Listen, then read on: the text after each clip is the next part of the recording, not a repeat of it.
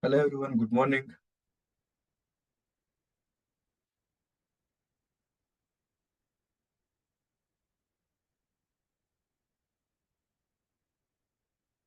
Can you guys can hear my voice?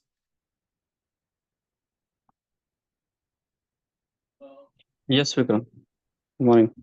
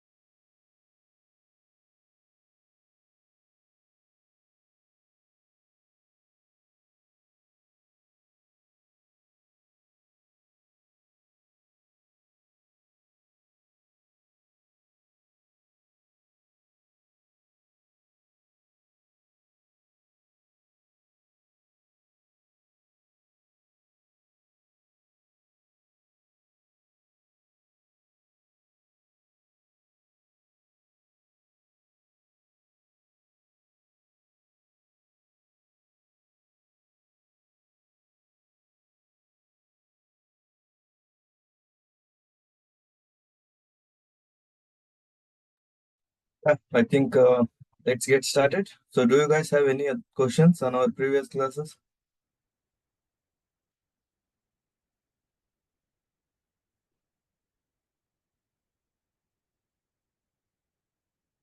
Okay, if not, shall I continue with the actual topics? Yes or no? Yes, sir. Okay, fine. So, let me share my screen. So, yesterday we are talking about NumPy library, right? So, from that NumPy, we got to know like how we can create an array, how we can do that array transformation, addition, or indexing, or retrieving some elements by using the index position, and what are the data types available. All of these things we have seen, right? And like how we can check the shape and dimensions of the arrays. So, these all things we understood. Then, so today we are going to see like how we can generate some random things. Okay, random things in the sense, you don't know like what the number should be there on this array. So randomly, if you want to generate any sort of matrix or any sort of array for any so and so calculations that we don't know, how we can do this random things. So in Python, we have random methods to generate the random numbers. Okay, the random matrix. Okay, so you can just click on that np dot. If you click on that a tab button, you can see some multiple methods which starts with the R. I'll just type a random. Yeah, we have random dot.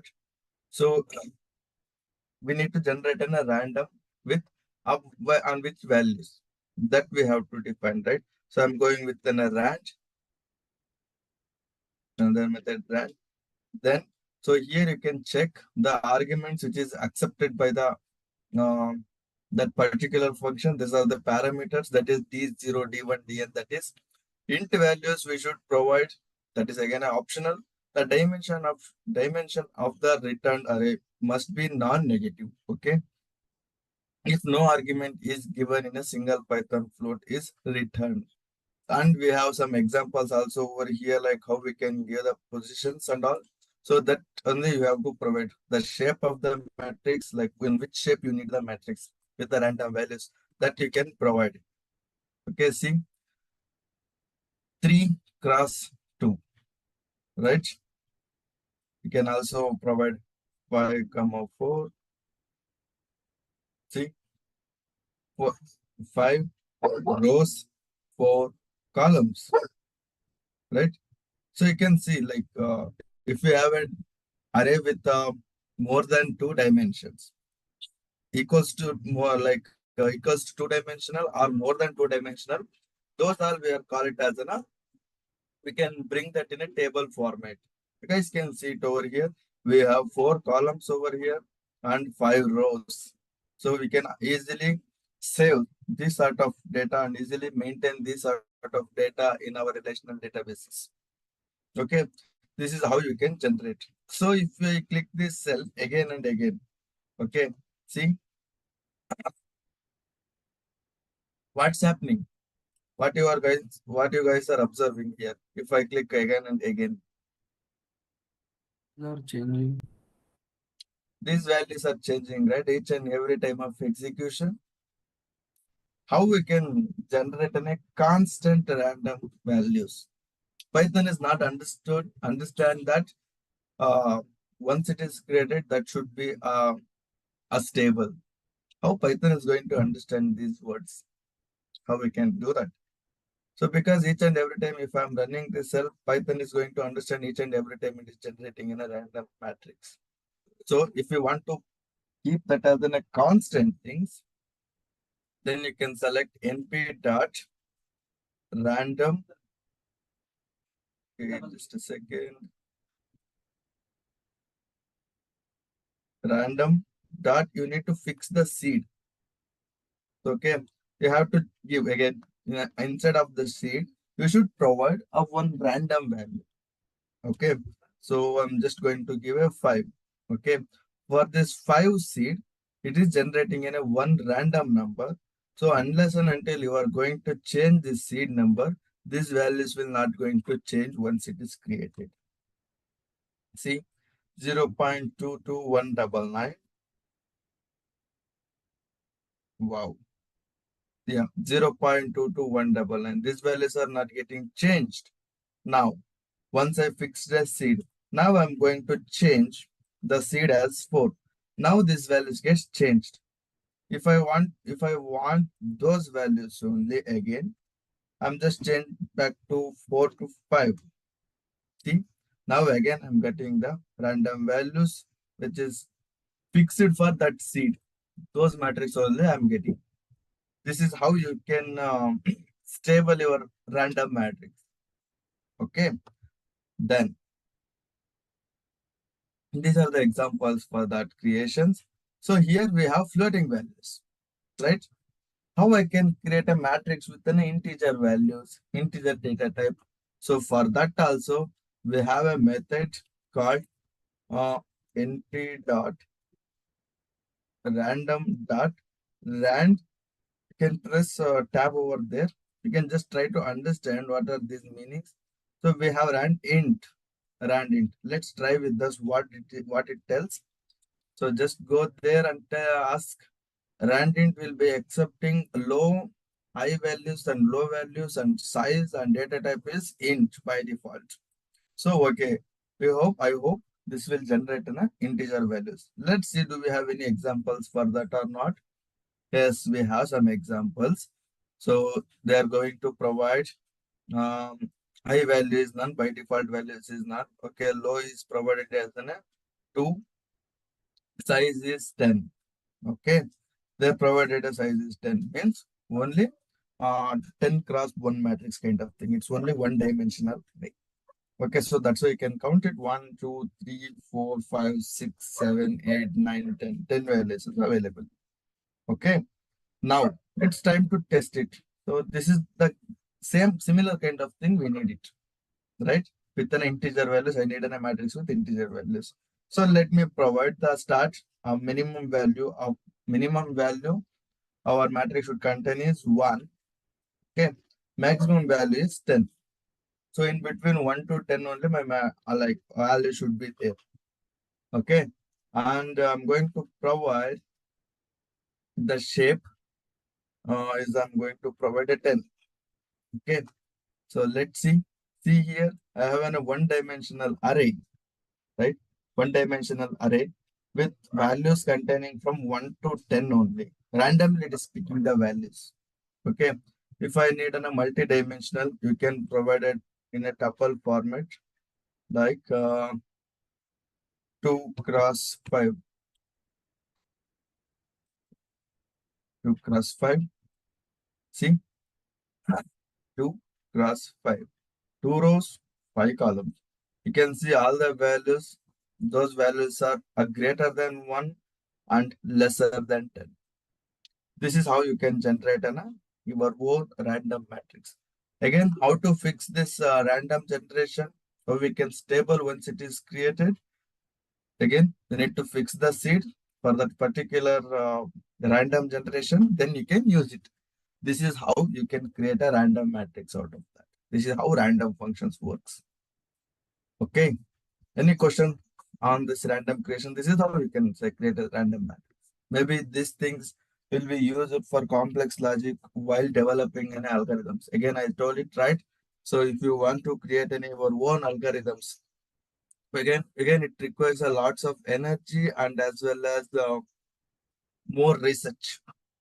So you need to be good, like because in linear algorithms development, so there is a time to generate some random things. We need a slant line with the matrix. So in those type of scenarios, you want to know like what is random generation and all of things. Vikram, can the seed value be any random thing or is it something specific? It's a random. So Okay. here there is no reason to select this 5. I'm simply selected as it is. But once you fix the seed, you should not change that. Again, if you have changed the seed, the again values will be changed. Okay.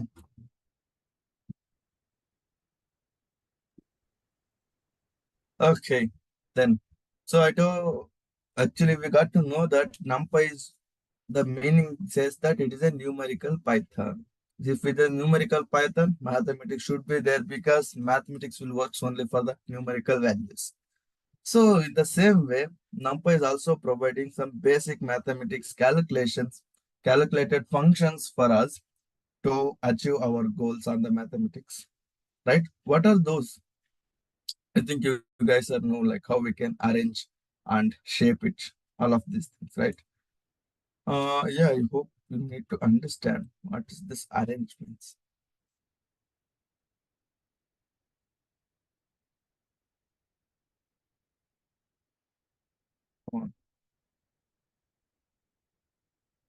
Oh, it's a signal or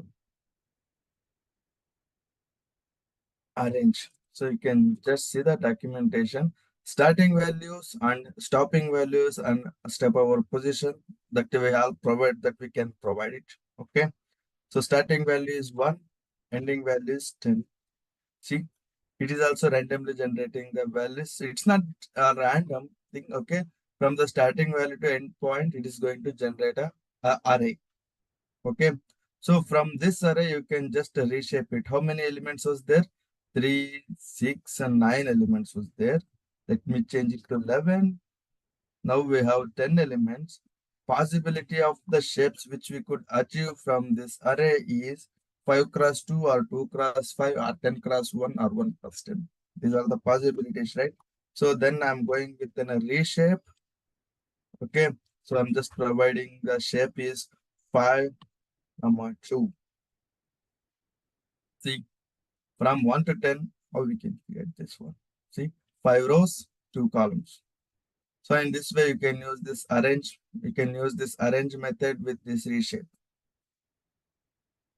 This is also the one of the way, and this is again a random thing, randomly arranging the values, but this will be taking the values from starting to ending point, and all the values should be available. Okay, and if you provided a step over point, then what happened? We need an alternative values. 1, 11, 2. See, I'm just telling that shift like after 1 values. Like I'm just saying 1 is there, right? Shifting to next 2 position. It is shifting to 3. Then it's leaving the 4 and shifting to 5. And it's leaving the 6 and it's going for 7. It will take the 7. So like that, they're directly going to take the alternative values. Now we have a 5 values. So we cannot reshape it. Okay, it's 5 cross 1 and 1 cross 5, both are same. So in some situations, you need to think of like selecting the steps. Okay, I think how we have a range function, right? So this is the alternative in NP. So in range, we have range is creating a list of those values, starting point and ending point, the step position. So arrange is the replace of range function. Okay, in NumPy. And yes, NumPy is available with the sum, maximum values of the array, sum of those arrays, minimum value, mean value, and square root. Okay, how many times I have given this example? Okay. Arrangement, yeah. Square root values, if you want to know the variance of your array. So these are under standard deviation. So these are the basic informations, statistical information, which we can retrieve by using our NumPy. So this is my array. From my array, I can get sum, a minimum, a maximum, mean, standard deviation, and variation, and variance as well. This is all about on NumPy that you guys should aware at this moment. Okay. Any questions so far on the NumPy? Sorry, yesterday I couldn't able to send the notebook, but today definitely I will share this notebook with you all. Just start practicing those things. Any questions?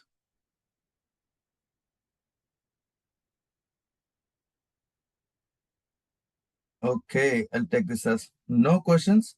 So the next concept would be another library, that is pandas.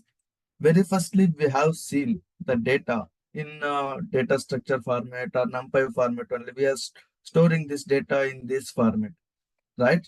So as of now, we haven't seen the data in the table format.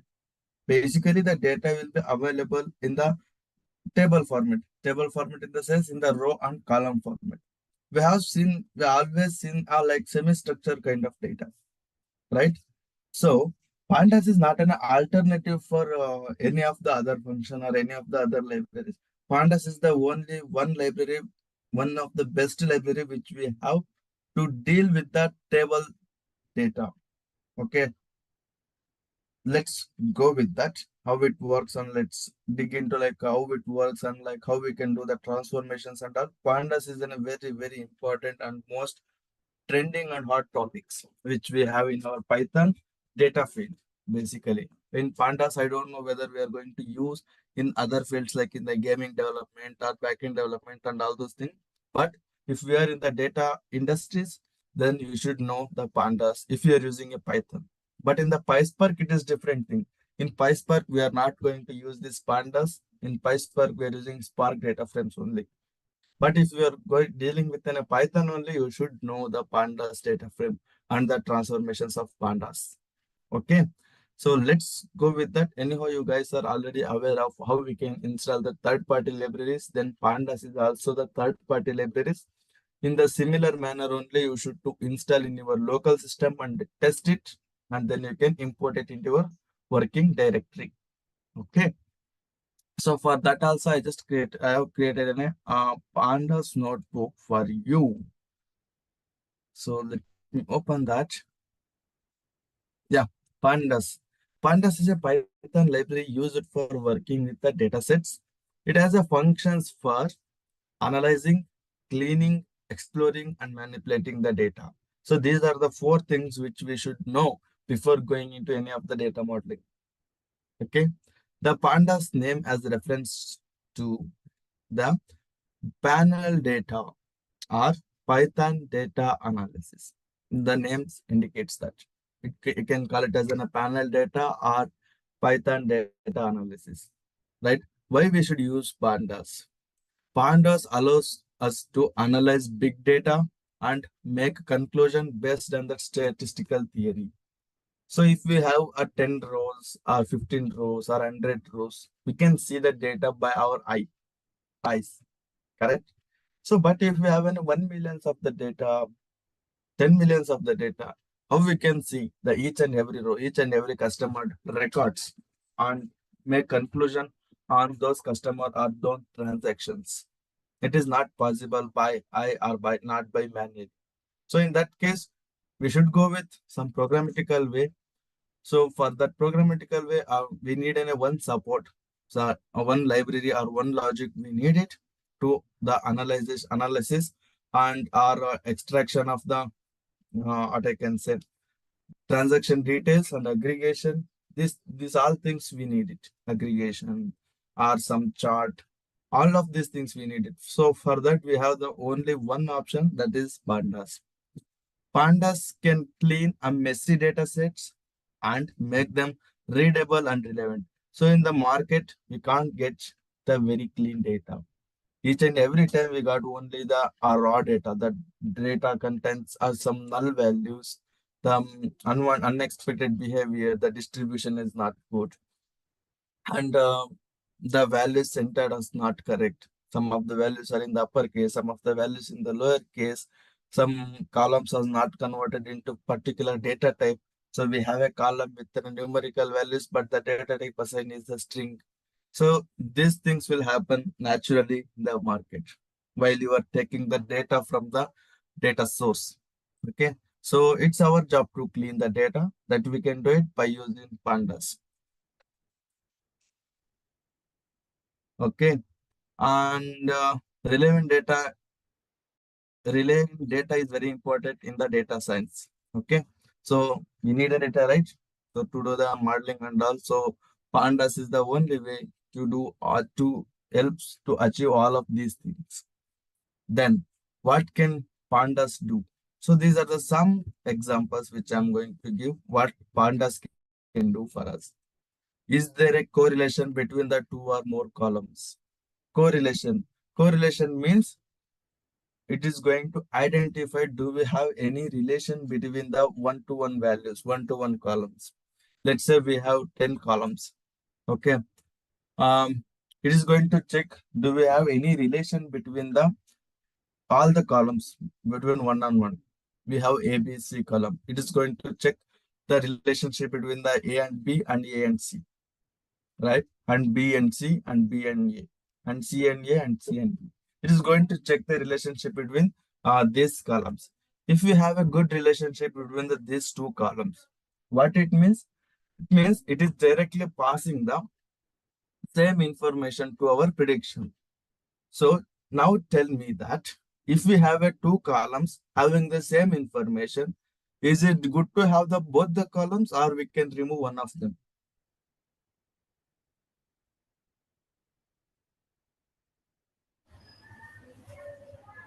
We can remove unwanted column. Yes, exactly. We can remove one of them, right? If both the columns are passing the same information for our prediction, why we should pass both the columns together? We can remove one of Yes, redundant data. yeah, redundant data. So how we can identify? So pandas can help us on those lines because this correlation is a statistical concept, but we can bring this in our programmatical way. Okay, so you can see in a feature what is average values, maximum value, minimum values. It means it is it is help us to bringing the aggregation of your particular data sets. How we can aggregate our data frame, like how we can check the maximum values, minimum value of this particular column. Very basically, how we can extract the basic statistics of our numerical columns. Okay, not a object or not a string columns, only numerical columns. Then pandas are also able to delete the rows and that are not relevant or containing a wrong values like empty or null values. This is called cleaning the data. So pandas can using this pandas, we can also do some data cleaning. So this is one of the example. Okay, like dropping the null rows, irrelevant rows, that rows which is not required, and columns is not required. So we can do all of these things by using pandas. Then, so before jumping into that actual concept, you should aware of those two keywords. Those are data frame. Data frame in the sense here we are not going, here we are just calling the table with the name of data frame. That's it. So pandas data frame is a two-dimensional data structures like a two-dimensional array or a table with rows and columns. If we have a table or whatever in the rows and column format, that we are call it as a data frame. So simply it is a table, right? You can just imagine in that way. What is series? Series means it is one-dimensional array. If we have a data with a column, it's not in a data frame. Okay, we have one-dimensional array. It means it's a one single array. It means it's a one single column. So that we are call it as a series. We can always extract a one series, one column from our data frame, from the table. So we can always extract the column by our table, right? So column, we can call it as a series. Table, we can call it as a data frame. Whenever I'm bringing the word as series or data frame, so that picture should comes into your mind. What is data frame and what is series? Okay. So now let's get started with the pandas installation. How we can install the pandas? Again, the same way it is pip install pandas. Okay. Then we can import it. How we can import it? So as we imported in the NumPy, in the same way we can import it. That is import NumPy as NP we are imported earlier. Here it is the same. Import pandas as PD. We don't want to use this big name as pandas. Instead of that pandas, I'm just calling this with a PD. That's it. So whenever I want to bring this pandas, I can bring this PD as well as it is. Okay. So you can use it pd.version. This method is available with all the Python packages. So you can always check the version of your what I can say libraries. Okay. So let me execute this line of code to install this one. Yes, I'm using 1.5.3. Maybe this will be the latest one. I don't know. I haven't checked the recent version. Maybe this is the latest one. I hope. Otherwise, you can directly go and check the online. You can just type pandas.pypi. This will open the, I will open it. Pandas pypi. Yes, pypi is the official documents. Yes, the latest version is released on February 23rd, 2024. Like how we can install it, you can just copy this command and you can use it. And this is the official documents. So we have the version is 2.2.1. Okay, this is a Python version. We need it. Maximum this will requires. And so this pandas can the requires the Python greater than or equal to 3.9 version. So this pandas will not works like if we have lesser than 3 versions of pandas. So how we can install it, and this is the official documents, okay, for pandas.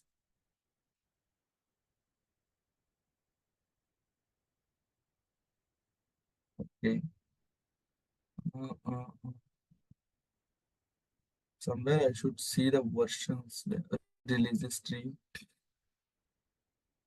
Yeah, we have 2.2.1 that is actually released on 23rd, 2024. Okay, you can always, I'm just using like older version maybe. Yeah, this is the one which I'm using, I guess. Jan 19, 2023, that older version. So you can always install the new version and you can use it and you can use the latest feature of that. Okay. You can always check the version and can just read it. What is the feature it is released on that particular version. Okay. Then this is how you can check the versions and version changes. Let's get started with our creating our own data frames. Okay. As you guys are already aware of multiple data structures, list, tuple, sets, all of these things. By using the data structures, how we can create a data frame, create our own data frame. So as I already explained, in the dictionary, you can see name, you can consider this name and age and genders are the columns. These are the values are rows for that particular data transactions, right? How we can convert this into a table, this dictionary into a table. So for that, we need a pandas. Pandas can only do that. Okay, this is my dictionary, you can say. From the data structures only, we can convert into data. That's why I told data structures are the intermediate step to create a data frames. So once you have created a dictionary, okay, so this is my dictionary. Now it's time to so we have all the data structures over here, dictionary. Now a list. Okay, once when you are creating a list, so those should also be a two-dimensional array, right? If it is a data, if we want to create a table, means rows and the columns, we need a two-dimensional array. See, now it's a list inside of list. Like today, like in the arrays, how it works. Arrays of array, right? In the same way, we have list of lists. So we have one big list. Inside of that one big list, we have multiple sub list. You can say that this is the first row, second row, third row. We have only the rows. But columns, anyhow, we can have the list of columns. Okay. So from the list as well, we can create a data structures. So in the same way, so you can just replace this list with a dictionary, sorry, tuples or sets. Okay. From this data structure, you can create a data frame. This is the intermediate step that I have created already to create a data frame. So I'm just expecting in a data frame with a column, name, age, and gender, and with having the 4 rows. The rows are already defined it over here. Now it's time to create a data frame. How I can create a data frame? So this is the syntax. Data frame is equals to pandas dot data frame. Inside of that function, you need to provide the data. On which data you need to create a data frame. So let's create that. Okay. So now instead of calling this pandas, I just imported it as an PD, right? I can call this PD only PD dot. So you can always check what are the methods available with this pandas. Okay, we have multiple methods over here, and it is not possible by 1 or 2 classes to understand completely the pandas. So to understand most of the features and most of the functionality of the pandas, you guys also need research and practicing the things. Okay, so I'm just going to showcase what are the important methods and functionality which you should aware, that I'm going to show. If you want to know more about those things, if you want to develop some advanced kind of things, you need some research. You should research some of the things and you need to implement that. Okay, so now I'm bringing the data frame word. So to data frame, you can, if you want to create a one data frame, you can call this data frame method.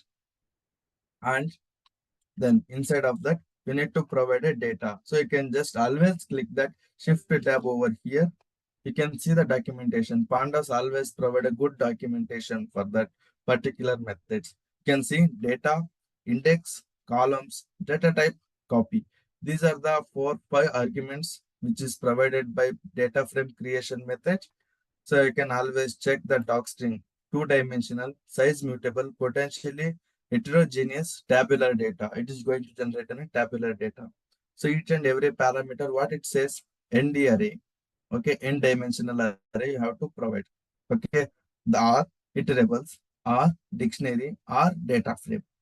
So anything we can provide it as a data. So here we have what are the things we have. We can call this is like in a list. This is a iterable objects or ND array. NP array also looks like the same thing. Just you need to convert this into an NP.array or dictionary or data frame as it is. You can provide it. And index, as you know, like what are the index actually in the tables? So that is actually you can call a serial number, or these things, right? That index, if you need to provide, you can provide it. And these are the columns. If you want to provide the column names, you can provide that as well. So you can always check columns. What is the type? Index or array like. Array like things means you can always provide an np.array or you can provide a list of values. Whenever you see this array like, you can always provide a list as well. A data type, if you want to provide a data type for that particular column, that also you can provide it. Okay, copy values, it's a Boolean argument, true or false only you have to provide. And we have a good examples over here for the data frame creation. Okay, you can always explore all the examples and all the options which is available with the Python, with this Python pandas. Okay. Now it's time to create now. So I think we got some good idea of those parameters. Now we can see like how we can create it. So if you want to provide a dictionary, you can provide that dictionary name over here. Okay, here I'm not going to pass any columns or nothing like that.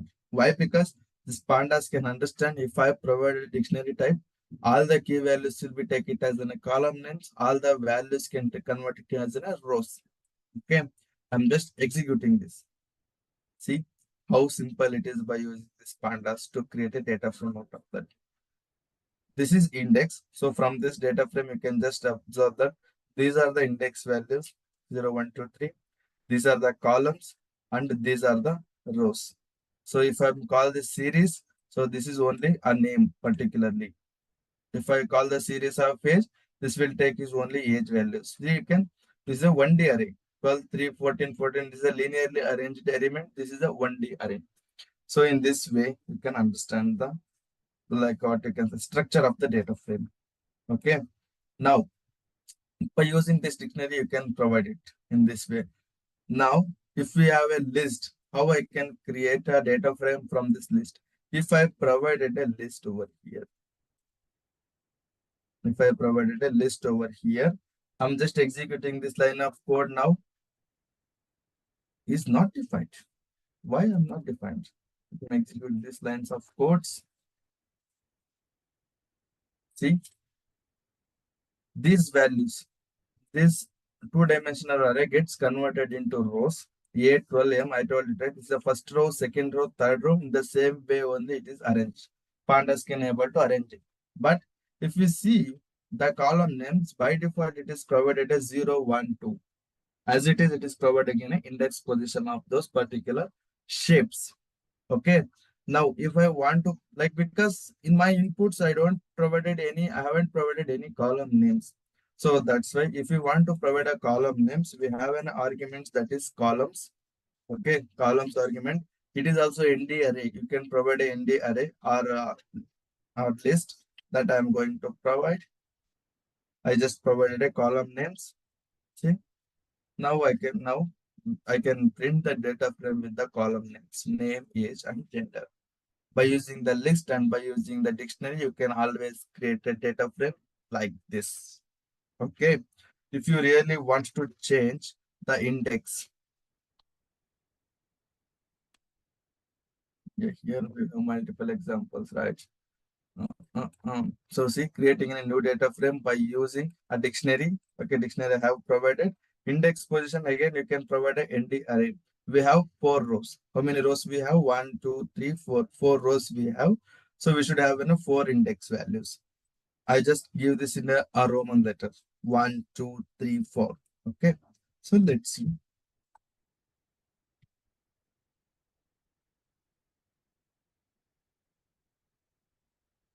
Okay, see the index values also gets changed to 0, 1, 2, 3 to 1, 2, 3, 4 in this way. If you want to specify the index values or column values, that also you can provide it, no matter what it is. Okay, any questions so far?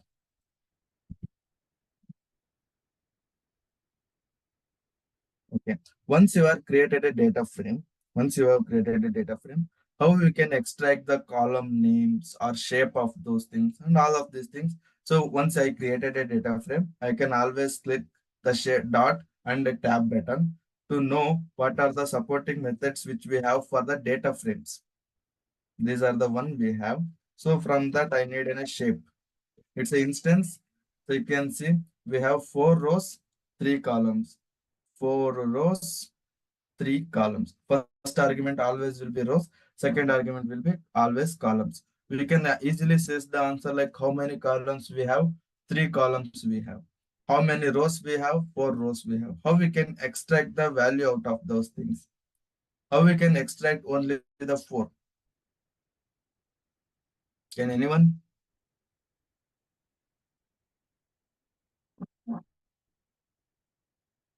Can you repeat the I- question? Sorry, but can you repeat it? Okay. So my question is, so I'm printed a shape, okay, for this data frame. So first value always be the row numbers, how many rows we have. Second values always be the column count of the columns. My question is to print how many rows was there of the data frame. How I can print it. So length will work out here. My question is a straightforward. Here I'm okay to print the shape of the data frame. I provided a shape. Okay, this is the int I am given. Okay, so from the shape it is providing this tuple. Okay, like which data structure it is? The list. Is a list? Oh, it's a tuple. It's a tuple, right? Then I'm telling that it will always provide 2 values. First value will be row count. Second value will be column count. I want to print only the row count. How I can print it? I don't want to print the column count. This is my question. So this question I'm just asking in the way that how many rows we have in our data frame. How I can print it? Using string.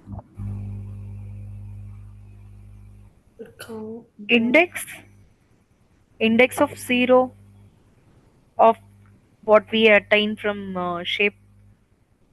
Yeah. The same thing. So that's why in the very beginning we have started.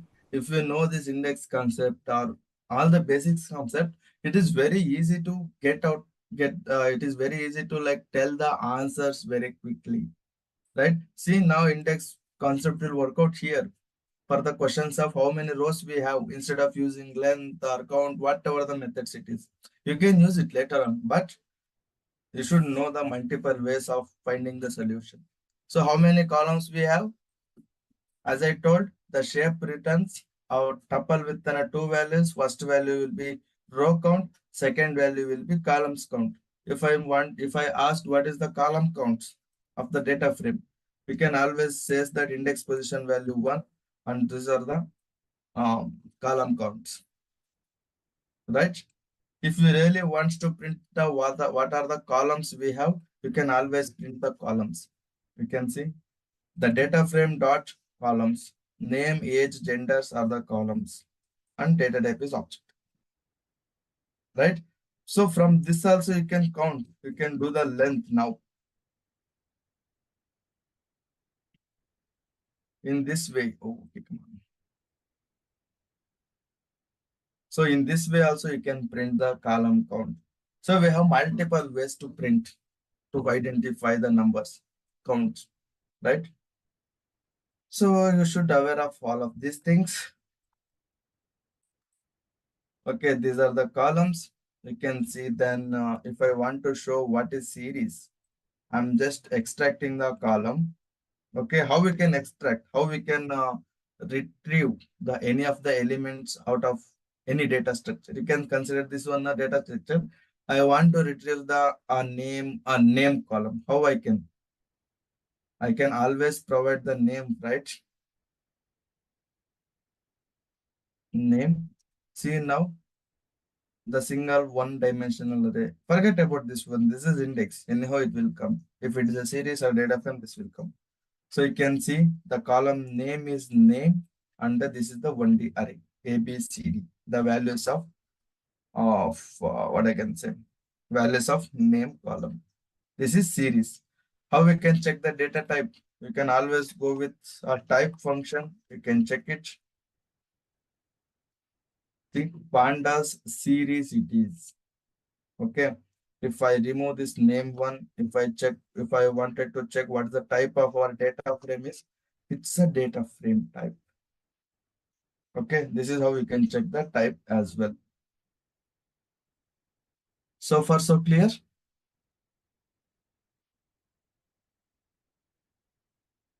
Yeah. So once you have created a data frame, okay, once you have created a data frame, maybe, yeah. If I wanted to rename these columns, how I can rename this one?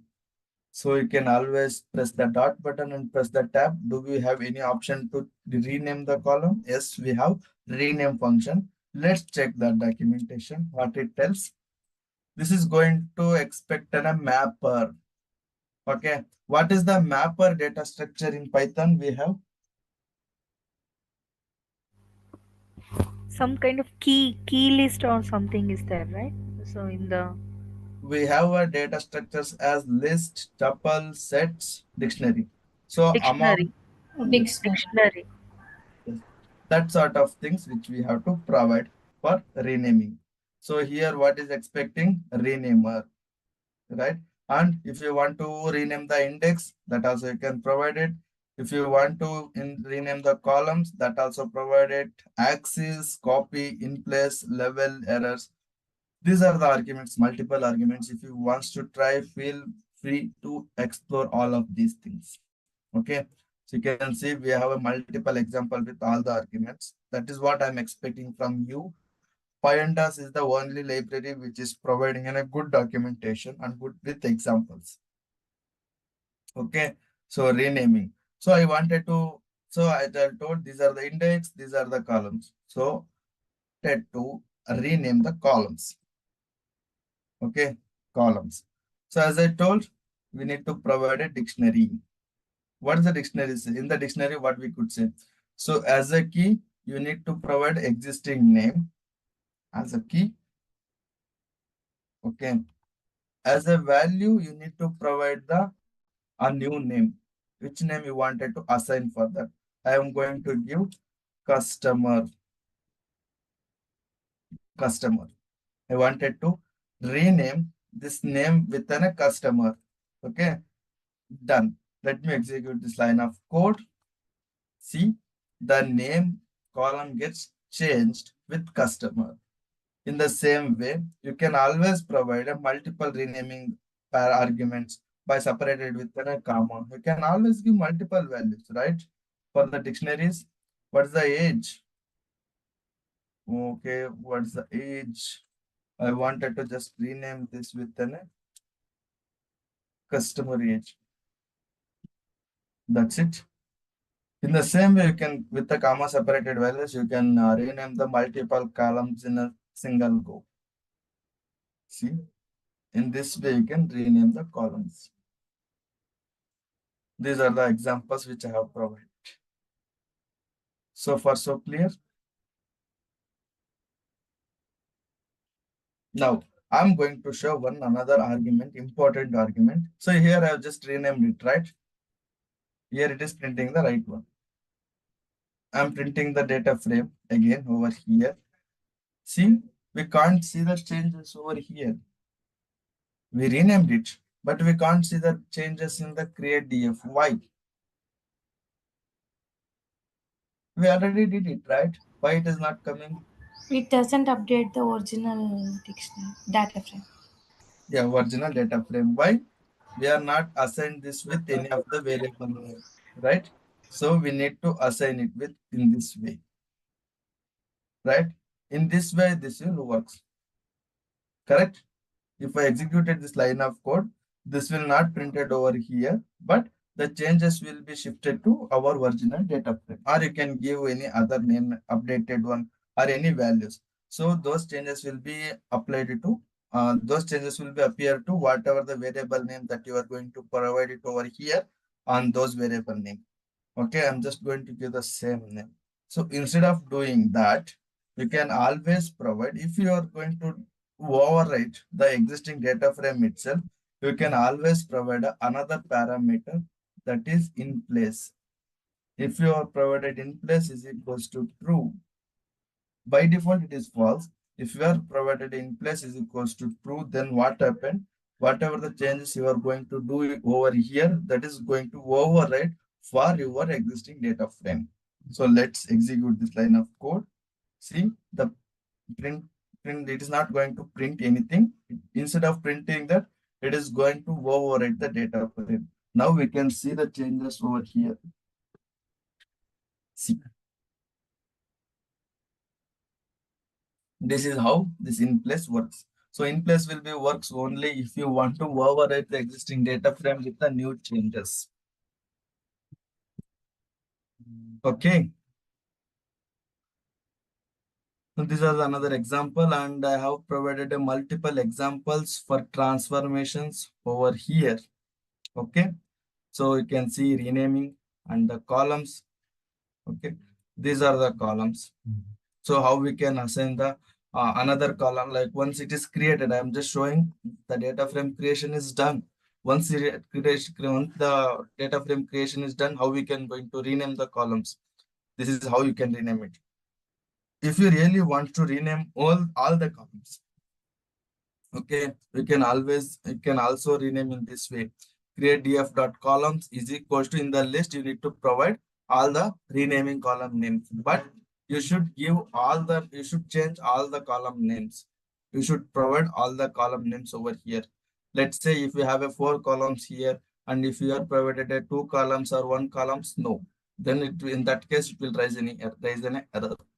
If you really want to change only 1 column or 2 column out of five columns, then you should use rename. If you wanted to use rename all the columns, then you can always use this assigning operation. Okay, with this assignment operator is equals to. In this way also you can rename it. Now, if I wanted to convert all the column names into upper, how we can convert it? You can always call this column and convert into string. So you can, once it is converted into string, you can use that upper method. That is a string, what you can say, string operator, string methods, which we are already learned, right? It is upper. You can always use this upper function to convert. You can always see what it is printing. See, the columns are converted into, these are the columns, only printing this one. These columns are converted into string because we need to convert it into string to use this upper function. So this upper function will work only for string type. So that's why we are converted into string and we are converted into upper. So you can use in that way. So the same one which I'm going to assign to the columns. Okay. If I'm just executed this line of code, you can always see the data frame, how it looks. All the columns names gets converted into uppercase. This is how you can do the transformations and manipulations for columns. You can always provide the index positions. Okay, I have provided a multiple examples for creations of data frame, your own data frames. Okay, once it is created, how we can save it? Once you're done with all the transformations, let's say, yes, I'm done with the data frame. How I can save it into CSV format or whatever the formats which you want. So for that, we should have some methods to save it. What are those functions? Let's check it. What's the things we have? We have so many over here. To CSV. Okay, I wanted to convert it to CSV. Here, what it will expect? Path or buffer or file name that we have to provide. Okay, you can provide the path or file. So in the like in my working directory only I wanted to save, I'm just going to provide with the name of the same name, which I'm going to provide .csv. The file format you should provide. If you are using two CSV, you should provide the CSV. Okay, I'm just executing this line of code. It's executed. Let's check whether it is saved it or not. Let me refresh my directory. Yes, see here, this data set is coming, name, age, and gender. Okay, with the index values as well, without any index name. So if you want to avoid that they're saving the data frame into CSV by avoiding the index position, index column, how we can do that? So we need to check some arguments do we have in that CSV. We should have index label. Let's check with that index label, and we should have some other argument as well.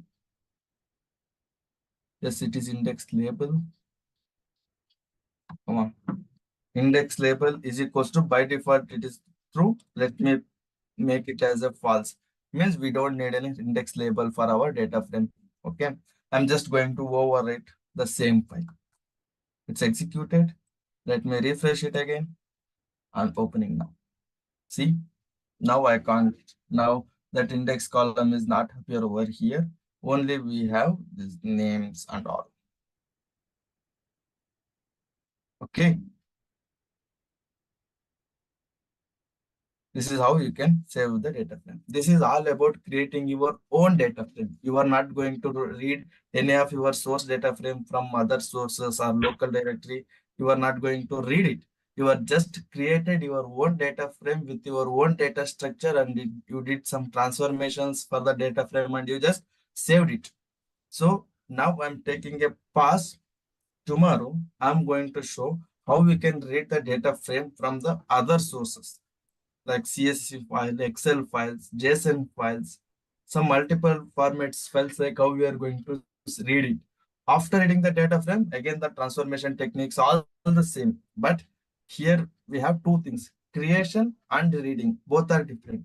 Creating the data frame means you are creating your own data frame. Reading the data frame means you are going to read the data frame from others sources.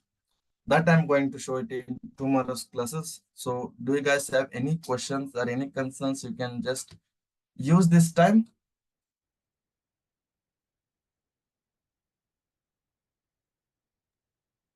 Do you want to give, Vikrant, do you want to give any, like any other reference, any website like 12, this W3 schools or something to read this Panda and all, or just So your if you are going with W3 or Geeks for Geeks or any other softwares, any other platforms, okay? So it needs your effort. So no. make a So- practice of getting the documents from your keyboard shortcuts. As I'm explaining, right, while using a pandas. So I'm just I'm just pressing a tab function and identifying the methods. What are the methods we have? So in that way, you need to explore your own. So in that only you will be become familiar. So if you want to use W3, Geek for Geek, and whatever the platform, that's your what I can say. That's your perspective. You can use it. So Okay, the do main you goal want to is to recommend any particular website to learn anything relevant to this topic, like Panda or something? So you can, I'm recommended to go with only official documents of pandas. Other than that, if you want to go ahead, we can go with Geek for Geeks. Geek for Those Geek. also Can you just type in the name, exact name, the website name? GEEK for GEEKS. That's it. Oh, Geek for Geeks. Okay. Yeah. Okay, those are there. Also, you can find some good examples. The same things. They are also providing the same things with some multiple examples. There also you can run your code. They're also providing some Python shell to execute the codes. Okay. Okay, then. To practice this, like, do we need to install pandas? If we want to practice in Jupyter, we no need to install, right? you should install it. Because Right. Pandas is a third-party libraries, you can always open your Anaconda prompt and just write pip install Pandas. Oh, then only you can see that methods and all. Yes, because Pandas is a Okay. third-party library. Okay. Yeah. Okay, then have a great day. Take care. Bye bye. See you tomorrow.